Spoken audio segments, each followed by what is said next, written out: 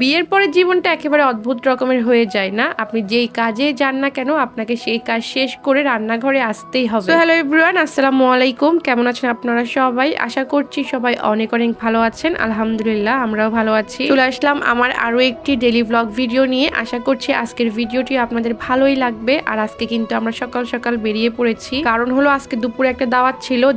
যাবো না এই করতে করতে অবশেষে একেবারে 11:30 বাজে বাসা থেকে বের হয়েছি। আর এই তো আমরা কিন্তু লিং রোড দিয়ে যাচ্ছি। লিং রোডের কথা আর কি বলবো, অনেক সুন্দর একটা রাস্তা। আর চট্টগ্রাম শহরে যারা থাকেন তারা তো চিনে নেই। শীতকালে সব থেকে মজা আমার কাছে যেটা লাগে সেটা হলো সকালের যে রোদটা আছে না, ওইটা আমার কাছে অনেক বেশি সুন্দর লাগে। বা যখন বাইরে বের হবেন হালকা হালকা রোদটা গায়ে লাগবে, ওইটাকে হয়তো বা মিষ্টি একটা রোদ বলে, ওইটা আমার কাছে অনেক বেশি ভালো লাগে। আর এই যে এখনকার রোদ যেটা, ওইটাও কিন্তু কিছুটা ওই ধরনের ছিল। যাই হোক, আমরা কিন্তু আরো অনেকটা সময় আগে এসে পৌঁছেছি। আসার পর হচ্ছে নাস্তা করেছি, একটু ঘোরাফেরা করেছি। আর আফু কিন্তু এখানে অনেক মজার মজার রান্না করেছে। এই যে দেখেন কত রকম রান্না করেছে, মানে এমন কোনো রান্না নাই যে সে করে নাই। ভর্তা, ভাজি, গরুর মাংস, মুরগির মাংস, মোটামুটি সবকিছুই করে রেখেছে।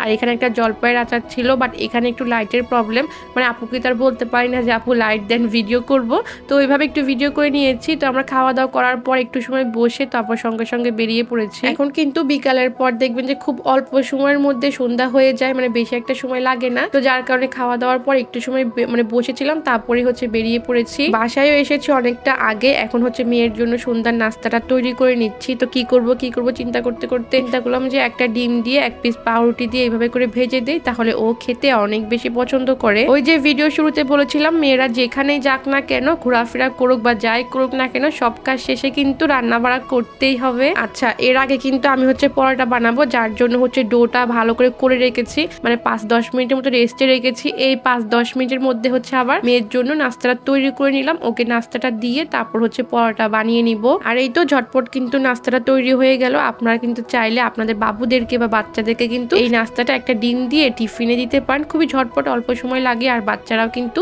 এই ধরনের নাস্তাগুলো খেতে অনেক বেশি পছন্দ করে। আর এই তো বাবুকে হচ্ছে নাস্তাটা দিয়ে দিয়েছি, আর ওর সঙ্গে আমি হচ্ছে চা খেয়ে নিয়েছি।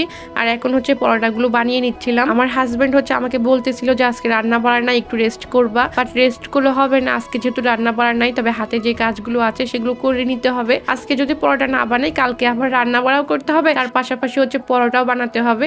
আমি এমনই, যখন আমার হাতে কোনো কাজ থাকে না, আমি এক্সট্রা যে কাজগুলো আছে বা আগের যে কাজগুলো আছে সেগুলো গুছিয়ে রাখার চেষ্টা করি। একা হাতে যেহেতু সবকিছু করি, একা একা সবকিছু করতে গেলে এই টু জেড দেখা যায় নিজের উপরে অনেক বেশি প্রেশার পড়ে যায়। তার উপরে যেহেতু নিজের একটা পেজ আছে, সেই পেজের জন্য ভিডিও বানাতে হয়, আপলোড করা বা পেজে একটু সময় দেওয়া। তার পাশাপাশি কিন্তু দিনগুলো এখন অনেক ছোট, কখন যে শুরু হয় আর কখন যে শেষ হয় সেটা কিন্তু টের পাওয়াই যায় না। বড় দিনগুলোতে কিন্তু অনেক কাজ করা যায়, দেখা যায় হাতে আর তারপরও অনেকটা সময় রয়ে গেছে। বাট ছোট দিনগুলোতে তেমন একটা কাজ করা যায় না, দেখা যায় রান্না বাড়া করতে করতেই দুপুরের আজান দিয়ে দেয়। এখন আপনি যতই তাড়াহুড়া করে কাজ করেন না কেন। তো যাই হোক আপুরা, তোমাদের সঙ্গে কথা বলতে বলতে কিন্তু পরোটাগুলো বানিয়ে নিচ্ছি। আমার অনেক আপুরা আমার থেকে আমার পরোটা বা রুটির রেসিপিগুলো চাও। আমি কিন্তু এই রেসিপিগুলো বেশ কয়েকবার আমার পেজে শেয়ার করেছি, যারা দেখো নাই চাইলে কিন্তু দেখে নিতে পারো। অনেকে আবার জিজ্ঞেস করো যে আপু তুমি পরোটাগুলো কিভাবে ফ্রোজেন করো, একটার সঙ্গে একটা লেগে যায় না? একটু যদি ভিডিওতে ভালো করে খেয়াল করো তাহলে কিন্তু বুঝতে পারবা। আর আমার কাছে মনে হয় রুটি বা পরোটাটা যদি আগে থেকে বানানো থাকে তাহলে কিন্তু সকালের অনেকটা ভেজালি কমে যায়। এই তো কথা বলতে বলতে কিন্তু আমার পরোটাগুলো বানানো শেষ হয়ে গিয়েছে। তো এই পর্যন্তই ছিল আজকের ভিডিও। কার কাছে কেমন লেগেছে অবশ্যই জানাবা। সবাই অনেক অনেক ভালো থাকবা। দেখা হয়ে যাবে আবারও, সেই পর্যন্ত